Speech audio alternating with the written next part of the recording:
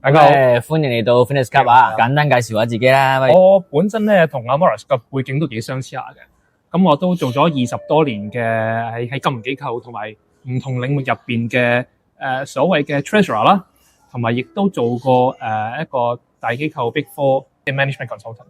咁近年咧就轉型專攻咧區塊鏈同數碼貨幣，咁而家現職係做緊呢件事嘅喺個大機構大金融機構入邊。點解今日我同阿叻會坐喺呢度咧？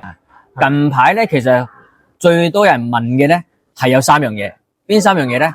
就係穩定幣，第二樣嘢咧就係央行發行嘅穩定幣，有咩分別？第3樣嘢咧就係喂嗰啲叫做 tokenized deposit 幣化嘅存款，其實係咩存款嚟㗎？你可唔可以解釋下咧 ？OK， 得其實呢3個亦都係我喺做嘢工作上邊好多客戶都係問得最多嘅問題，亦都好多同事問過嚟問我，咦，其實個分別喺邊啊？咁其實穩定幣同央行數字貨幣同埋代幣化存款其實背後嗱，穩定幣咧背後嘅發行人咧，其實係一間機構，私人機構，亦都係一個人。咁央行中央銀行嘅數字貨幣咧，咁嗰啲就政府自己發出㗎啦，中央銀行。咁係所謂嘅我哋所講嘅 digital twin，即係話你真係一個所謂嘅 legal tender 認可嘅法律認可嘅貨幣嚟嘅。咁另外一個叫數字化嘅存款咧，亦係你擺喺銀行入邊嘅存款，但係將佢變咗做數字化，代幣化，即係其實咧個原理就係比較簡單。咁但係背後咧，其實可能入邊背後嘅科技啊，或者背後嘅法規啊，或者個風險啊，擔保人啊，個平台啊，亦都有當中有少少。嗱，好似平台咁，穩定幣咧就絕大部分咧都係坐喺一個叫 permissionless blockchain 入邊，即係一個入邊唔需要任何允許可以參與嘅區塊鏈。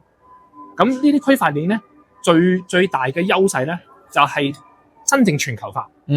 全球化就真係你可以，譬如我坐喺香港 send 錢俾阿 Morris， 可能 Morris 嗰個 moment 係喺日本嘅，或者佢喺美國嘅，或者我有朋友喺歐洲嘅，或者喺一個企業嘅應用場景入邊，你無論如何，你喺唔同嘅國家，你都可以將佢 send 喺唔同嘅國家。其實一個最大優勢啊，就係24/7，即係話冇間斷，我可以隨時隨地都 send 到。呢個第一。第二就係個費用係比傳統嘅貨幣 send 錢係低好多。即係譬如你將啲錢喺銀行度 send 去第二個國家，可能佢會收你100蚊或者200蚊嘅費用啦。咁喺呢個stablecoin 或者穩定幣咧，可能嗰個 cost 可能係即係個 fraction，即係可能幾千已經做到嘅。呢個係一個好穩定嘅優勢。咁但係咧呢啲優勢咧，亦都係帶過去央行數字貨幣同埋代幣化存款一樣。咁央行數字貨幣啦，咁我頭先所講背後嘅平台，咁背後嘅平台通常咧可以係 permissionless，亦都可能係 permission。permission 嘅意思就係話你要人允許嗰個網絡嘅控制者你參與先參與到。咁代幣化存款咧，你個全個概念咧就係你係喺一間銀行入邊嘅系統，一個 network 入邊，你就將呢啲數字化。譬如我喺摩根大通喺香港可以 send 去美國，可以好快地可以做到。呢個背後嘅平台個分別就係咁。其實背後法律地位咧，穩定幣咧，佢個代幣本身唔係一個貨幣嚟嘅，即係大家要清清楚楚。但係咧中央行法定貨幣同埋代幣化存款入邊咧，係真係法律認可有一個地位係真係一個貨幣嚟嘅。同埋穩定幣背後係唔可以收息。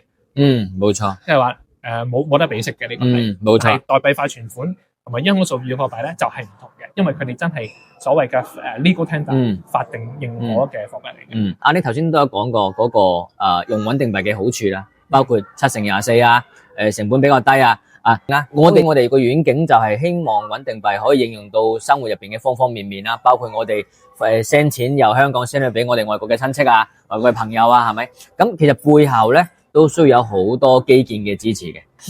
始終雖然我哋見到個交易量係大咗好多啦，但係都需要時間再去慢慢即係話令到成件事更加成熟啊，我會咁樣嘅覺得啦。係啊，冇錯，因為呢樣嘢其實都係比較嶄新。咁我諗每個參與者咧，譬如銀行啊、金融機構啊入邊嘅合規部啊，或者風險部啊，或者至於呢個監管機構，大家都係學緊。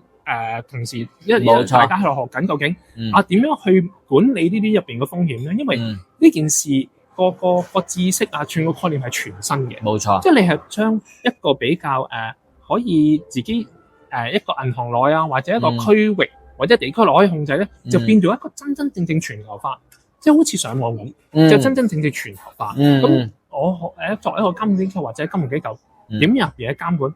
點樣入邊認知呢個？其實我都要負責我金融機構。我收咗我有個牌照，牌照入邊有個 responsibility。譬如我要監管住佢哋嘅洗黑錢風險啊，或者其他所謂呢啲咁嘅風險，咁佢哋都要認知，大家都係處於一個學習冇錯嘅階段咯。冇錯，即係我諗阿 Nick 講得啱啦，即係嗱，我哋呢一集咧就我諗講咗啲概念性嘅嘢先，咁呢啲我哋期待同大家再分享多啲啦，拜拜。